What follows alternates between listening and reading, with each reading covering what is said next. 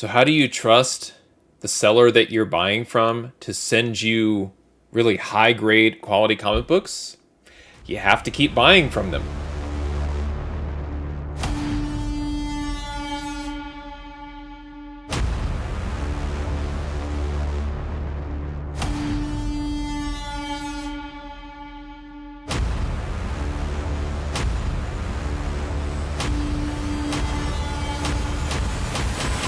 So I've got an unboxing video for you today, and this is from a seller that I've ordered from in the past only one time. And when I received the comic books from this particular seller, I was very pleasantly surprised to find that the books were in high grade, high quality, but it was only one order. And a lot of what I'm doing here is really about stacking data on top of each other, ordering from the same sellers repeatedly, trying out different titles, and trying to find consistency between one seller and another, how they price books, conditions, whether books can be pressed, and so on. And so when I do find a particular seller or source that I have a good experience with, whether it's a great interaction with the seller or again, just comes down to the books themselves being high grade and high quality, they get added to a list of sellers and books and sources that I track. And then when books become available from that seller, and I've talked about this in the past, building your awareness of availability. So when all of those things kind of come together at once, and you see some books that you want to buy, and it's from sellers that you trust or you want to build, a history with and collect that data, it costs money. There's definitely an investment involved, and I don't mind spending the money to do that because I feel like in the long run you can start to really predict exactly the kind of books that you're going to get. There are sellers that I know I can get comics from that I know will be dirty, that will have pressable defects, and they will be very, very reasonably priced, and I can pick them up, clean them up, and improve the grade. There are other sellers that I know overgrade.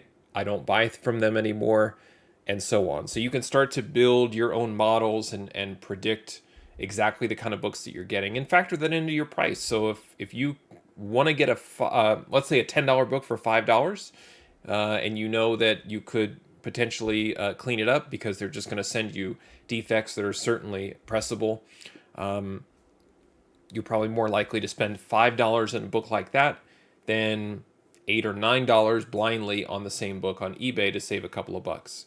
So anyway, let me unbox this order that I placed with Atomic Avenue, and this is the second order from this particular seller. And I had a very good experience with the first order.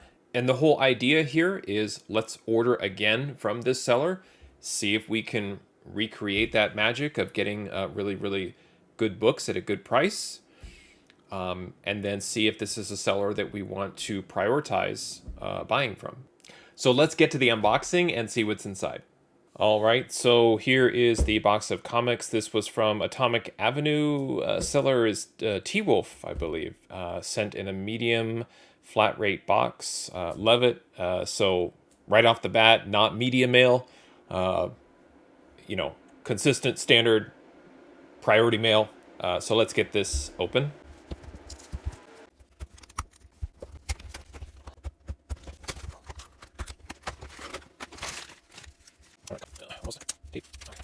Cardboard boxes away, and here we go. All right, Silver Surfer 58. Love this. It's like not technically his second series, but it feels like it is. There was that one shot, but the whole Ron Lim illustrated Silver Surfer. This is kind of the book that I read originally. I didn't collect or have any of the original Silver Surfer. I believe overall it's a pretty underrated run. It's just very enjoyable, and it's just not a series I think people think about. So I've been going back and looking at some of the later issues where early 90s, late 80s that I kind of fell off the series, and here we go with the Defenders. Original Defenders right there. on the cover. The original Defender series has been getting a lot of attention and increases in value. Certainly with the Doctor Strange 2 trailer dropping, we never know if Defenders is going to kind of get rolled in there somehow. So wanted to grab that book just in case. Here's one that I've wanted to acquire for quite some time. This was the big book in the order. This is Sensational She-Hulk #1. I'm going to do my best to try and get the glare off and angle the books. This is the John Byrne She-Hulk run. She-Hulk is coming to Disney Plus. We don't quite know exactly how she's going to be portrayed yet in terms of breaking the fourth wall, or just, what storyline she's going to borrow from. I have a feeling it's going to be probably a little bit from Sensational She-Hulk, or at least, with respect to the type of storytelling that this series had, which was Jennifer Walters kind of speaking to the reader. I believe that that's going to play into some of the portrayal of this character, and probably not get into a lot of the Savage She-Hulk runs, but probably some combination of this series and maybe the 2 or 3 series that followed this one. But magenta solid cover in the background against the green foreground of She-Hulk. I'm really hoping this is high grade. Looks to have some color rub issue there, but all in all, the spine looks pretty good. There's general amount of spine ticks, right around in that near mint range, which is, again, how the book was listed, so that looks great. Speaking of, here's Savage She-Hulk #5. I'm kind of doing a Moon Knight on this particular series, where Savage She-Hulk, right around the same time as the original 1980s Moon Knight series. I ended up buying kind of around the keys with Moon Knight, and then ended up finally acquiring Moon Knight #1. I was on the hunt for Savage She-Hulk #1, her first appearance, first series, and just couldn't pull the trigger. The prices were a little high on that one. 9.6s, I think. I think at that show I went to, they were $450 for a 9.6. I just couldn't do it, and just decided to go back and order these instead, and look at some of the single digit Savage She-Hulk. So this is Savage She-Hulk #5. Looks pretty good. So again, pretty pleased so far. Won't really know until I get these out of the bag and board. And of course, as soon as I say that, it looks like we do have a little bit of a tear up there right at the top. Just a slight tear on, which breaks the color, obviously, on that black border on the top. But still, getting those in high grade, that's what it's all about. Sandman #3. The Sandman series is coming. The cast is extraordinary. I have super high hopes for it. The first 12 to 15 issues of Sandman are just, you got to have them all. Just like Moon Knight and She-Hulk, I have every issue of Sandman up until about 25, except for #1 and the first appearance of Death in issue 8. So again, I'm just kind of buying around the keys instead of buying the keys. I don't know if that's going to be smart in the long run, but again, I feel like grab what you can afford, grab what you can find as well. So this is Sandman #3. Not too bad. Looks pretty good. So just thinking of all of the upcoming properties that we're going to see here shortly: Moon Knight, She-Hulk, Sandman, and I just continue to grab the books that are not necessarily keys, just part of the run, and that's kind of what I like to do. Now this one is interesting. This is Punisher #3. This is his first series. This cover was turned into a Marvel poster, like many of the Marvel comics around this time. And I had this poster in my wall. why my parents back in 1985 let me have this poster of all posters hanging in my wall, I'll never know. But it was there was something about the photorealism of the Mike Zeck cover, and was just fascinated by it. By like just the art style, really, more than anything.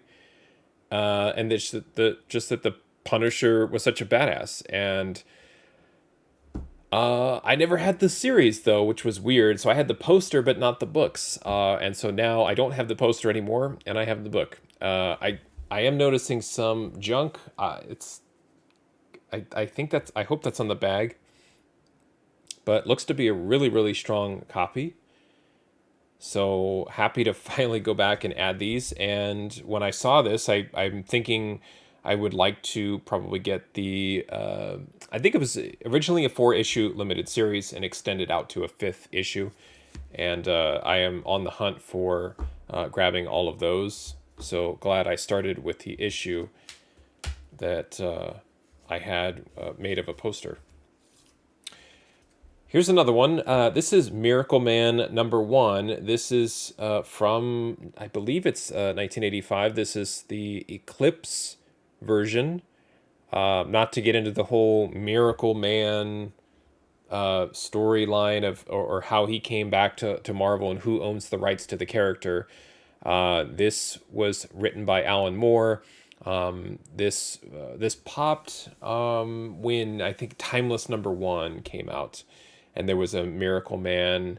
I don't know if it was Easter egg, but kind of a drop in that Timeless #1 issue, and everybody started to remember, oh yeah, Miracleman is in the Marvel universe, and what is Marvel going to finally do with that character? They've tried before, but is he going to come back? Will Donny Cates write the story? We don't quite know what's going to happen with Miracleman, but there was some attention given to this particular book, and I found it on Atomic Avenue for a good price and wanted to grab it here. And that is sort of how I use my tools with Atomic Avenue. I will find books that spike in value and realize that Atomic Avenue isn't shifting with that spike. So if you can be ahead of the curve as these values are fluctuating, and you go to all of your sources, and it's not just Atomic Avenue, it could be Midtown, Mile High Comics, eBay, whatever. And if there are books listed for less than the trend of the price, then you have to act and take action. So, and what I found is if you're slow or you wait, the books are gone, and you've got to be faster on the draw than your fellow collectors to get the books. So here we go on this theme, Moon Knight #60. This is the final Marc Spector Moon Knight book, #60 in that series. This is also Stephen Platt's last Moon Knight. He had the famous 55 through 60, those issues where he did the art, and it was like the second coming of McFarlane and Jim Lee. Just, I mean, you kind of knew at this point that Platt was headed to Image because he just had that certain style.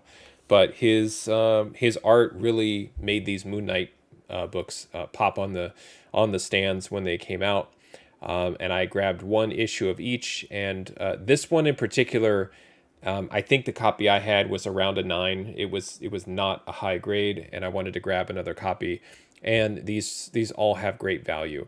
If you're looking at the Moon Knight trailer and he's got all of the wraps, there's some blend of this art style and what we're seeing in the trailer, where it's just kind of it's flowing, it's kind of puffy, it's detailed, hyper detailed, if you will, and I love this 55 to 60. People will call it like the splat run.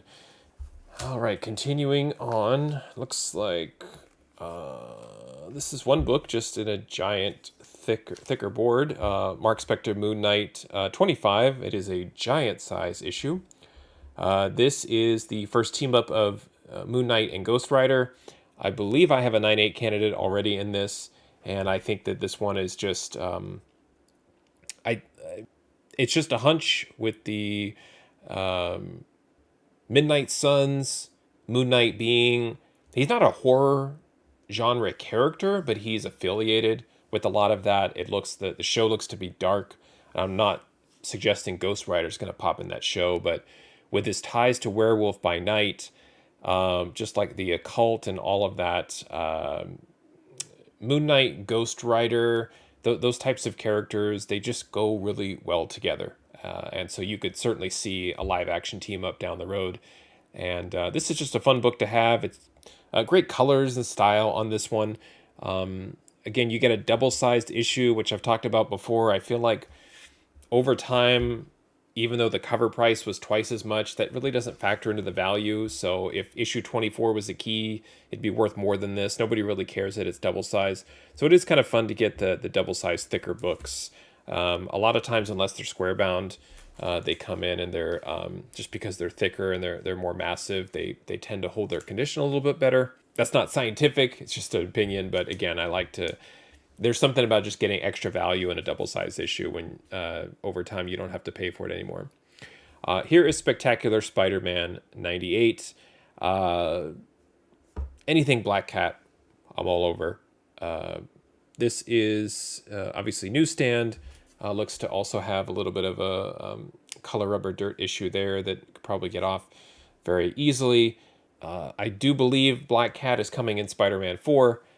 And I don't have her first appearance, so I'm trying to get all of her early covers and appearances, any interaction with Peter Parker. And Spectacular Spider-Man was kind of odd. It was, his second series as Amazing Spider-Man was running, and not a ton of keys. Like Amazing was just like one, every issue was a key almost. And with Spectacular Spider-Man, it was kind of a way for me to collect Spider-Man at a more affordable level. And quite a few issues there with Black Cat, kind of like almost like running backup stories or team up stories. This book, next one is Daredevil 232. David Mazzucchelli on the cover of this one. Just great cover here. Not much else to say about this one. It was just another one of those that had prioritized in value. The interesting thing to me is it confused me there for a second. It came with the Mile High Comics sticker. So I didn't obviously get it from Mile High. I bought it from Atomic Avenue. Definitely looks to have like a spine curl up and down here that I'd probably have to press out. But doesn't look to be in too bad a shape. So this is a book that I'm adding to the Daredevil run right around that Frank Miller era of Daredevil. And then the last book, Amazing Spider-Man 324. This is a great Todd McFarlane Sabretooth cover, trying to give you that sort of first-person perspective, as if, what would this look like if you're Spider-Man and you were facing off against Sabretooth? What would it look like? So very cool there. Not a ton of McFarlane Sabretooth out there in terms of his art, so this is a great one to have. Just trying to grab all of those post ASM 301 McFarlane's. He's almost you can't miss, and it really doesn't matter how many of these are out there. There will always be desirable and collectible. This one's particularly tough, obviously, with the black background here. I do see quite a number of spine ticks, so this one will not be a 9.4, unfortunately. But nonetheless, still happy to get that one in a high grade. All right, so those are the books that I got. Now we want to look at the details of the order to see what I paid for the books, see what kind of value I was able to add to the collection, and see if this was a seller that I want to continue to order books from. Okay, here is the order. This order was placed on February 8th, not January 15th. Let me fix that. So this February 8th, 2022 order for a total cost of $207.78. And if we look at if we compare column U, which is the cover price fair market value, with my total cost, which you can see, I got free shipping. There was no tax on this order, so I love that. That really helps keep the cost of each book down. because if you are paying for shipping on eBay, whether it be $5, $10, 15, whatever, you do have to figure that into your total cost. So I love to unlock the free shipping with these sellers. And if we look at the raw profit, overall, I added about $14 of value just raw by adding these books. So again, being more selective and more precise with the books that I'm ordering. Now, essentially what this boiled down to is I paid fair market value for just about every book except for Miracleman and Sensational She-Hulk. So I underpaid for Miracleman #1 and I overpaid for She-Hulk #1. I don't really understand that at the time. It could have been FOMO. It could have been just me wanting to have that book. I did go to the show after this, so I ordered this book before I went to the show and passed on the Savage She-Hulk #1. So it wasn't like I FOMO'd over that. So kind of hard to say exactly why I specifically bought that book, except for when we look at the potential CGC value. So I believe that book, and we'll look at the numbers there in a 9.4, is it's worthwhile. So it was worth the risk there. But again, just looking at the column AA, the raw profit, the raw value that I'm adding, overpaid on ASM 324 and Daredevil 232, but got good value on the Marc Spector Moon Knight books. The cover price fair market value on Moon Knight 60 is $20, and I paid $9.45. You could see the other numbers again, just plus or minus a couple of bucks on the fair market value here. So really, it was all about Moon Knight 60, Miracleman 1, and Sensational She-Hulk #1. So for the fun part, if we're putting in the sort of raw grades for these, then this will tell you, where my head was at in terms of my expectations. So I always expect these books to come in at around a 9.4. If sellers are going to list books as near mint, whether it's an individual seller, privately selling through Atomic Avenue or eBay, or it's a public brick and mortar or online store, Mile High, Midtown, things from another world, near mint should be 9.4. It should average 9.4. That's what near mint is. So what I come in here and do is I put in 9.4. So I'm just going to go in reverse order of the raw value. So we'll start here. Silver Surfer 58 has no value in a 9.4. Let me switch all these to a single decimal because that's going to bother me. There we go. She-Hulk 5, $41. Let's see what's next. Oh, I jumped out of order here. ASM 324 in a 9.4, $31. So, nothing really extraordinary here yet. So now we're getting into the $10 and above books. That Moon Knight 25, $40 in a 9.4. Let's see what's next. Let's jump back to Daredevil 232, $35. How about that Punisher book from 1985 in a 9.4? $63 on that, so not bad. Moon Knight 60, that last book of the great Stephen Platt run, $71. Oh, that was 9.6, my bad. 9.4, $56. That's an all black cover, tough to get in a high grade. And let's finish this off here. Spectacular Spider-Man 98. It's saying it's $33. Raw. $80 in a 9.4. And how about Sandman #3 in a 9.4 is $149. And then let's do She-Hulk #1 in a 9.4, $100. And Miracleman #1 in a 9.4, $85.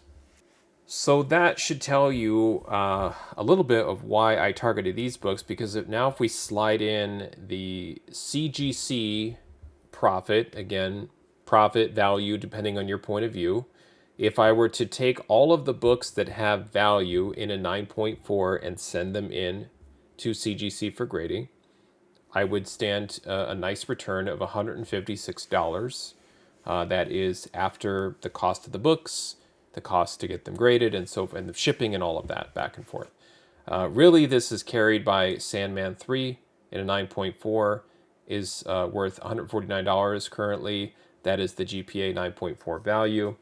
And my total investment on that book was $26.60. So if I were to take that specific book, send it to CGC, come back, list it, I should be able to get around $149 for that. So not a bad turnaround for 26 bucks. A couple of these were pretty rough. I think it has to do just with the quantity, the availability, the supply for these is very high. Miracleman in a 9.4 only at $85 from 1985. I was expecting that to be a little bit higher, but let's see when we change these to 9.8. And this one too, Spectacular Spider-Man, $80, but paid quite a bit for it, so only was going to make about 10 bucks on that one. So now that's kind of the realistic value of the books. In the high end, though, this is where my formula comes into play, because it starts to target books that have a higher ceiling. And what that means is there could be a 9.6 or a 9.8 that slips into one of these orders. So I kind of want to know, when I'm buying the books individually, what is the ceiling on these books? So I won't go one at a time, just because this is purely a hypothetical and not very realistic, but it's certainly fun to see. So on the high end, if these were all 9.8, the potential value, what I'm could potentially get if these were all 9.8, which I know they're not, is over $2,100 on this one. So that's kind of the ceiling for the order. The big winner here is this, again, Sandman #3 at $333, but also Spectacular Spider-Man 98, $420 in a 9.8. And that's why I wanted to spend the money on that, in hopes to maybe get that and have it be something that I could press and clean and get it to a 9.8, but we'll see once we open it and grade it. I'm not going to do that here in this video, but just wanted to show you kind of at the high end range what I look for out of these orders. So all of these, the on the low end, we've got Silver Surfer 58 at $103, She-Hulk 5 at $102, but everything $100 and above, several of them a couple $100.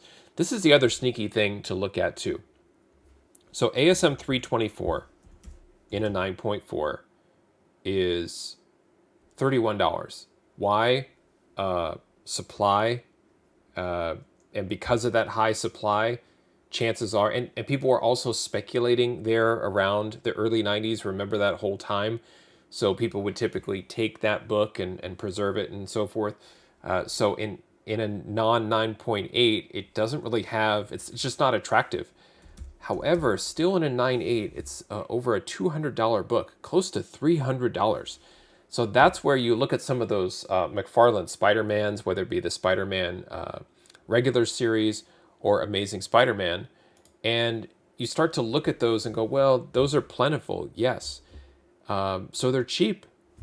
And what's nice about those is you can get them for anywhere from $2 or $3 to $10, somewhere around there. Minimal investment, and in worst case, they're great books to have to display. You just can't go wrong with those sort of classic 90s artists that we grew up with when they're working at Marvel and DC. It's just tremendous. But there's a lot of supply. So you buy them really cheap and you grade them. And if they're a 9.8, there's a lot of value in those in a high grade. Even the 90s Image books, Spawn #1, Youngblood #1, Savage Dragon #1, if you have those in a 9.8 slab, there's value. So that's where it's worth the gamble. And I'll have 3, 4, 5 issues of every issue of Spider-Man of that McFarlane run, because I'm trying to find the 9.8s.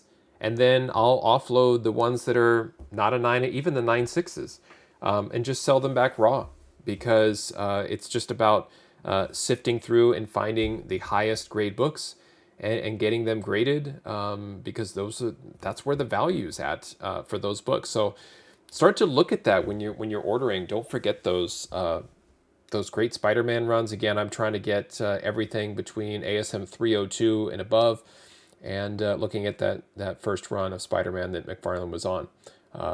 Really great value in those books. there you go. I hope you enjoyed that. Thanks for watching. Happy collecting, and see you next time.